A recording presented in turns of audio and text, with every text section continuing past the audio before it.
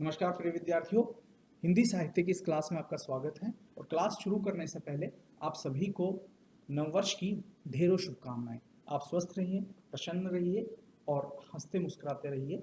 इन्हीं शुभकामनाओं के साथ मैं आज की क्लास स्टार्ट कर रहा हूं।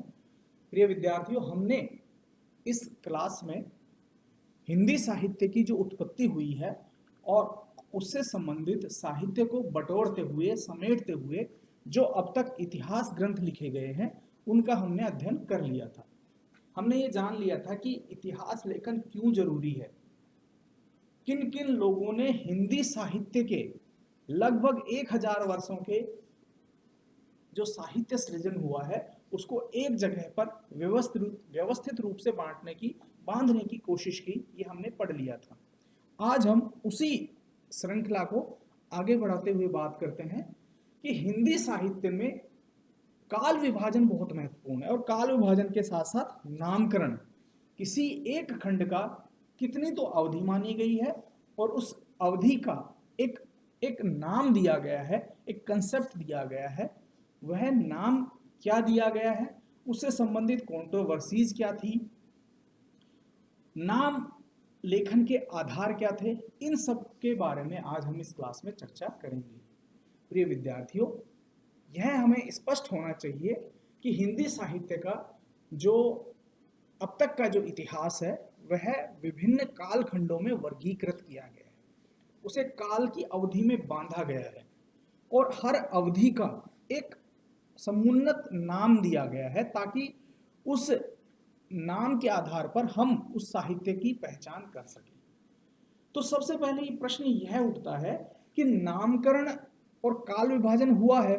बहुत से लेखकों ने जिन्होंने हिंदी साहित्य का इतिहास लिखा उन्होंने सभी ने लगभग काल विभाजन भी किया, लेकिन काल विभाजन के आधार क्या थे, इस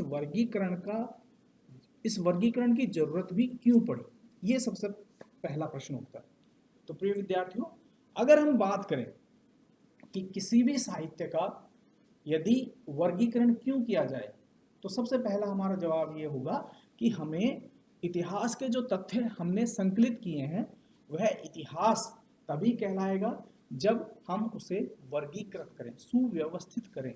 और यह जो व्यवस्था है वह कालखंड के अनुसार होती है, अर्थात तिथि क्रम के अनुसार होती है। अब ये जो वर्गीकरण है यह उपयोगी कब सिद्ध होगा, कब उस साहित्य का इतिहास पाठक के समझ में आएगा, जब वह भली भांति व्यवस्थित हो, वेल कैटेगराइज्ड हो, समय अनुसार उसमें तिथि क्रम का संयोजन किया गया हो, तभी तो वो समझ में आ पाएगा। नहीं तो पाठक भटकते रह जाएगा कि कौन सा तथ्य कहाँ पढ़ना है, कौन से तथ्य का उल्लेख किस अंक में किया गया है, तो ये सब कंफ्यूजन वाली स्थिति होगी। तो इस स्थिति से, इस दुरूहता से बचने के लिए, इस कंफ्यूजन से बचने के लिए हिंदी साहित्य के इतिहास लेखकों ने बहुत मेहनत से हिंदी साहित्य के इतिहास को कालखंडों में विभाजित किया।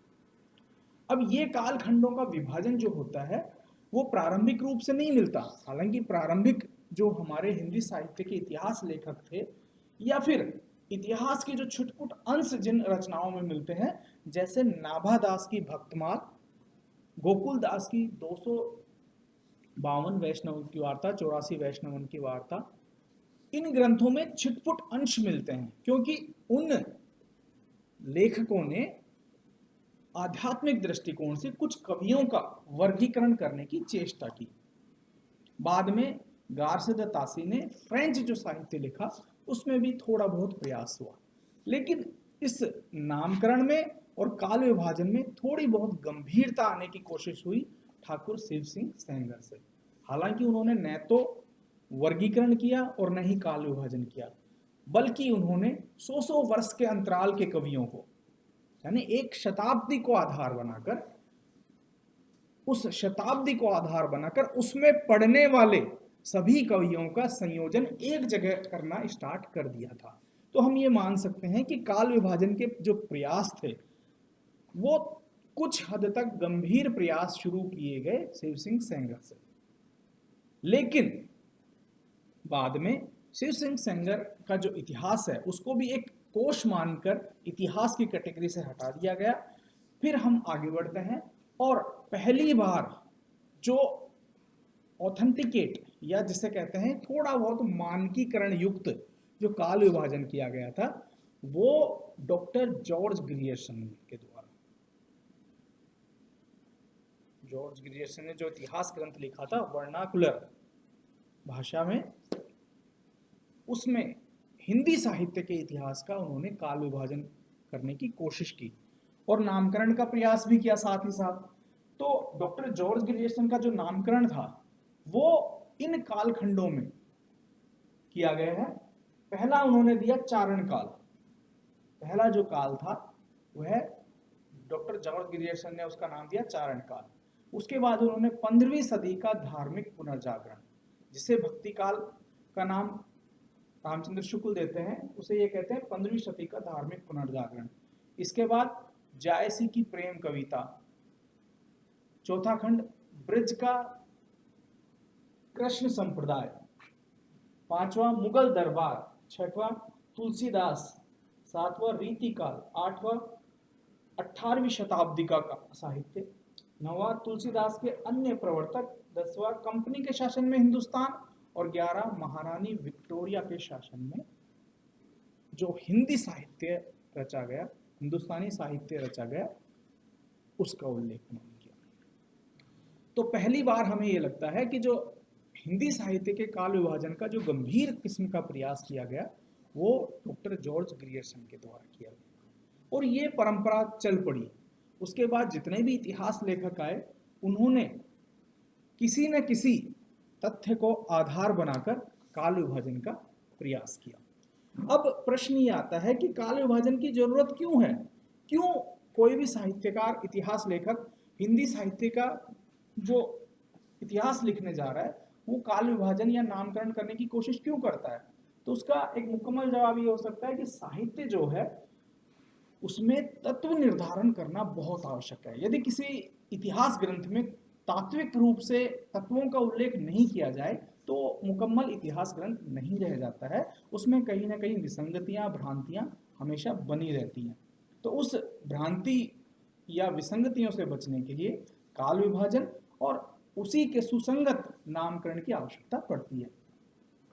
इसके अलावा नामकरण और काल विभाजन का एक उद्देश्य यह भी है कि इसमें एक वैज्ञानिकता आती है, एक साइंटिफिक तरीके से हम जो साहित्य अवेलेबल है, जो हमारा सोर्स है, उसको वर्गीकरण कर पाते हैं ताकि जो उस इतिहास ग्रंथ को जो पाठक है वो भली भांति उसको समझ सके और उसको यूटिलाइज कर सके, उसका उपयोग भली भांति कर सके। इसके अलावा चूंकि साहित्य एक गूढ़ विधा है और साहित्य को समझने के लिए इसके सारे अंग, उपांग और जो प्रवृत्तियां हैं उनका अध्ययन आवश्यक है। तो काल विभाजन और वर्गीकरण के द्वारा पाठक जो है समकालीन साहित्य की जो प्रवृत्तियां हैं उसके सभी अंग और उपांग हैं उनका अध्ययन अच्छे से कर सकता है और इसमें उसे बड़ी सुविधा मिलती है। इसके अलावा भी साहित्य के इतिहास का मुकम्मल रूप जो है वो वर्गीकरण से और उसके काल विभाजन से ही सिद्ध हो पाता है। अगर ऐसा नहीं हो तो वह एक कोश बन जाता है, एक साहित्य का इतिहास न होकर साहित्य का कोश बन जाता है। इसीलिए हिंदी साहित्य के विद्वानों ने, जो भी इतिहास लेखक हैं, उन्होंने अपनी समग्र मति का प्रयोग करते हुए किसी न किसी तथ्यों को आधार बनाकर, किसी ने प्रवृत्तियों को आधार बनाया तो किसी ने समय को आधार बनाया, किसी ने जो धारा, सामाजिक धारा थी उसको आधार बनाया और उस धारा के आधार पर, उन प्रवृत्तियों के आधार पर, उस कालखंड के आधार पर काल विभाजन की चेष्टा की और काल विभाजन के साथ साथ उस काल का प्रवृत्तिगत विश्लेषण करके उसका एक नाम भी सुझाया। और जब नाम सुझाया गया तो बहुत ज़्यादा विसंगतियां भी हुई, बहुत ज़्यादा उसमें पक्ष और विपक्ष के भी मत आए। तो हम अगली क्लास में काल विभाजन के जितने भी प्रयास हुए हैं उनका अध्ययन करेंगे और उसके बाद प्रवृत्ति के आधार पर उनका जो नामकरण था, नामकरण में क्या समस्याएं आई और उन समस्याओं का निराकरण किसके द्वारा और किस ढंग से हुआ, ये हम अगली क्लास में विवेचित करने की कोशिश करेंगे। धन्यवाद।